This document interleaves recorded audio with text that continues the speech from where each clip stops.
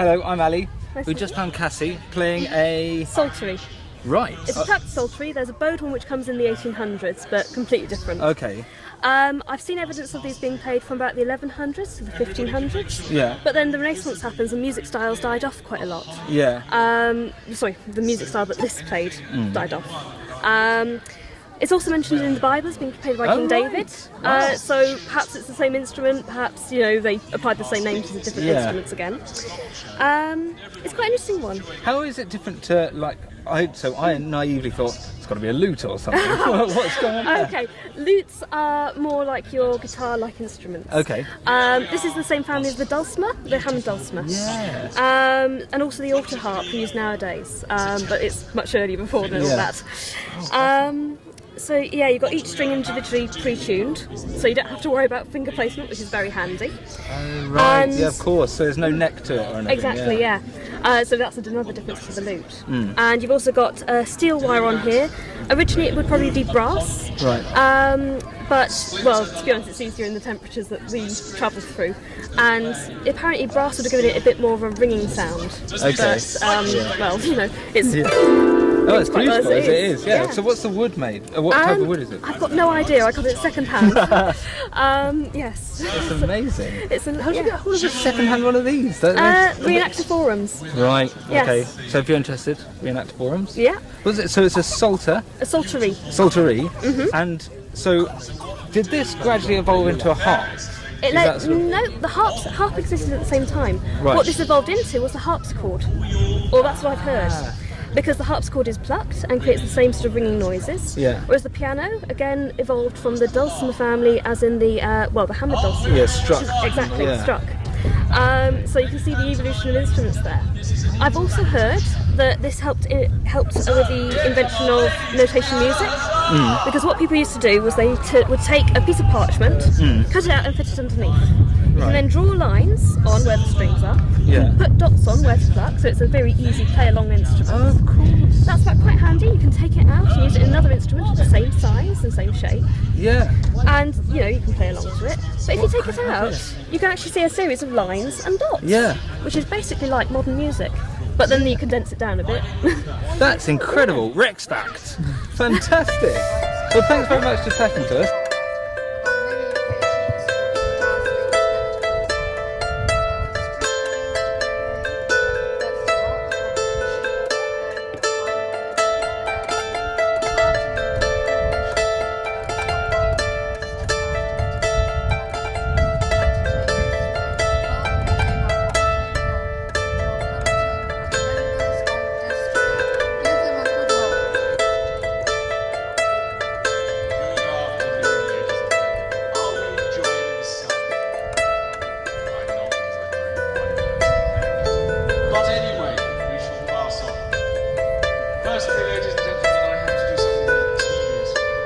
Here with one of the reenactors from the battle who's playing Knight in Richard's army, is that correct? Correct, yeah. So, the armour, this is pretty heavy duty stuff. Yeah. We'll just ask you how much mobility you have. Well, armour's got to be flexible. If it doesn't, it's got to protect you, but you've also got to be able to protect yourself. Yeah. So if I can't move, there's no point wearing it. Good point. So it is heavy, but it's all over. I'll be sat on a horse most of the battle. I can fight, I can move, I've got quite a high degree of mobility. Yeah. So yeah, it's... Wow. You've got to balance protection against mobility. And all of these moving parts are individual bits that you have to put on. Yeah, so the arms are put on separately to the shoulders, separately to the chest. Oh, and you've got a shield coming. Yes. Wonderful. It looks an incredibly expensive piece of kit. Yeah. I've just been told it costs as much as a small car. We won't go into the details. It depends on the sort of armour you have. I mean, it's a proper steel armour based on an original armour that's in a museum in Vienna. Yeah. It is the armour of a very important person, so probably not more of a general's armour than a cavalry armour. Because you've got a lot of detailing. It's got a lot of detailing. It's a Gothic armour as opposed to an Italian armour. So there's lots of fluted, lots of decoration. Right. Okay, so that's more what would be appropriate for the battle here today than Italian style. In England at the time, we didn't really have an armour industry, so all the knights out there will be wearing a German style or an Italian style. And really, there didn't really be an English style till Henry VIII brought over armourers from the continent to Greenwich and started his own armourers. So you've got what's called an international style as armour progresses, and then it sort of branches into Italian and German. Yeah. So before that, the international style, everybody was wearing more or less the same stuff. Yeah, what they could get their hands on if they'd been on their jollies to Europe. But so then when you have armour that's suitable for horses as opposed to foot soldiers, is there any difference on you today? The legs are a bit higher on me. Right. You'll see some of the others are wearing a male skirt that goes on the outside. Yeah. So my skirt is actually on the inside because my legs are coming up a lot higher. Theirs stop about there. Right. You can see on Steve, there's lots of little leather straps hanging down, extra armour plates strapped on the chassis, strapped on there. Probably, if I was fighting on foot, I'd take these reinforcing plates off here. Adjusting this, is that right? It depends on, I mean, with this, it's restricting how high I can lift my arm. So if I was fighting on foot, I might lose this extra plate on top of the shoulder, or go for a completely smaller shoulder to have more manoeuvrability. But it depends, it's horses for courses. You wear the armour for what you expect to do. Balance between manoeuvrability and protection. All right, and how long did it take you to get ready today? It took about 15 minutes. It's not too bad. Okay, I can only put the legs on myself, right? And then I need a squire because everything gets done. I can't tell how tight. I can tell them when to stop tightening the strap. But hopefully, you get a squire that's used to it and knows, how to put it on. And Is this your squire here? No, I had a Lady Emma did me. Oh, okay. That's your squire. Sorry. Can we see you from the back? I don't think anyone's ever seen it. I certainly haven't. Oh, it's just as involved with all the detailing and everything. So again, you need it to move. For the horse. Some German armors often will wear worn with male shorts instead of skirts. Right. But if you get a horseman and you pull him forward, your bottom is worst way to go. Spear up there is quite nasty. Style. So the Germans tended to wear shorts. I'm not wearing them today. It does tend to make you a bit more slidey on the saddle with all the metal underneath it. So I'm not doing that today. Well, best of luck today. I hope you win your joust as well. Thanks very much. Okay, ladies and gentlemen, it's match day at Bosworth 2017. There is Richard, King Richard III. What a lovely horse. What a lovely horse. Surely he is the favourite. Richard, the Tudor line, taking some quite heavy punishment. And we've got battliness. Excellent. We're right into the thick of it. There's some men taking care of a cannon. Some Tudor lines there taking some heavy punishment from these cannon. It does look like a tough day at the office for the Tudor forces. But on the other hand, what a natty jacket. And there we are. Ooh, arrows flying into the fray there. That's going to be nasty if you haven't got some plate armour on. There they are, they're poking and jabbing and stabbing and swiping at each other with very sharp blades. That's in, yep. Okay, now let's check in with the official announcer, see what his take is on this horrible scene. The chivalric charge, the flashing of pennants in the wind.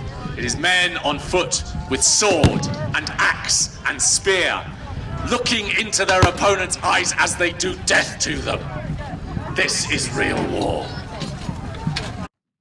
That's colourful. Right, so here we are, different perspective now. This is, again, in the heat of the battle, a bit later on. We're fast forwarding now. This is, as you know, the highlights, the later night edition. Oh, arrows flying in there! How can anyone sustain battle when you are raining arrows down on top of them?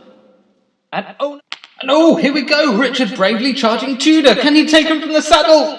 Oh, those poor horses. No, he hasn't. He hasn't succeeded, but he has unseated the standard bearer. Henry Tudor goes running back into the fold, looking for his bodyguard. Can he survive this? The odds now looking really strong. Richard goes flying into the fray. Is this a moment of Rex Factor in the making? This is epic battliness, ladies and gentlemen. But where is Richard? We've lost sight of the king. Let's see if the announcer can help. You can only defend your top against the cavalry or your bottom against billmen. If you are fighting both, one of those will become uncovered. On the bottom, thank you. Oh, lovely shiny armour. But no, that's not Richard. Where is Richard? There he is! It's King versus Henry Tudor! This is a moment in history, ladies and gentlemen. Here we go. This will decide it. Who will win the Battle of Bosworth? This is their battliness score. Will they get a full 10, or will... Oh no, Richard! Richard has been... He's been taken off his horse! Where is he, ladies and gentlemen? This doesn't look good. What a turnaround. Team Tudor now looking on the ascendancy. Richard has broken out. He's running away. Resap Thomas is he going to slay the king? The bodyguard comes running in. His crown flies off. Is it too late? Oh! No. And he's down. Richard III is down. All right. I think he's dead, my dear. Oh dear, the cause is lost. Once again, over 500 years of trying, but Richard III, once again, coming unstuck. That's a 21st century camera that person had. Someone to let these guys know that it's all over, spare the unnecessary death. They're still going... What are they doing to him? Oh, they're stripping him of all his stuff already. Oh dear. Not good for Richard fans, I'm afraid, chaps. Not good at all. Well, I say. Well, let's catch up with the contenders. It's time for the post-match interviews. Okay, we're here with Richard III. Richard, it didn't really go your way today. I know, this shocking repeat of history that happens every year here when I have to come and play this role. I don't know why I never win. Did you think this was the year? Every single time I go out now and I think, you know what, this year they may decide to just rewrite history. I go back through the pages and no, every year, same thing, you know. Have you thought about tactics? Maybe you should change the tactics next year? Well, you know, the whole kids in the tower thing didn't pan out for me. I think tactics maybe not my sharpest suit, to be honest with you. Well, today, where do you think was there a moment where you think it went wrong that you might change for next year? Yeah, trusting Stanley every year. I think, you know what, every year the guy stabs me in the back. You know, I've got trust issues now. I really feel like I need to work through, you know. Well, we've just been speaking. we have been speaking to Henry, and he was rather fond of Stanley. So I imagined going forward he might not be on your Christmas card list. Well, the problem is with Stanley, you know, they call me the child killer. I had one of his children in the tower, which, you know, if he'd have fallen down the stairs and had a little bit of an accident, he had the cheek to turn around. He said he had many children. He's as guilty as I am of child abuse, frankly. This will remain a controversial topic, I'm sure. But in the meantime, better luck next year. Thank you very much, Richard. We're here with Henry Tudor. Congratulations, great game. What do you feel? How do you feel it went well for you? What did you do well? Well, crucially, I think I had my father-in-law in my back pocket. You see, he was promised to Richard, Stanley, this is, obviously, and he's married to my mother, and she'd be in his ear forever if he'd joined the wrong side, shall we say. So, yes, we had a strike force at the end, and when it was all touch and go and nicely in the balance, he came in and he made the difference. Lovely stuff. So you feel it was more of an attacking game than defensive? Oh, absolutely. Yeah, the minute we had him on the back foot, like when Oxford finally managed to see off Norfolk and kill him, you know, I knew we had the game in the bag there at that point. Fantastic. And what do you think the future holds for the Tudor dynasty from here on? Well, I see great things for us. You know, I'm going to marry Elizabeth Woodville now, and well, you know, it's a bit corny, but unite the red rose and the white rose. So, you know, hopefully there won't be any more uprising. You know, now we'll have done with that. See, we'll have done. Yeah. There are a couple of pretenders lying around, but I'm fairly confident we can see them off. And well, yeah, I see basically a prosperous nation, outward looking.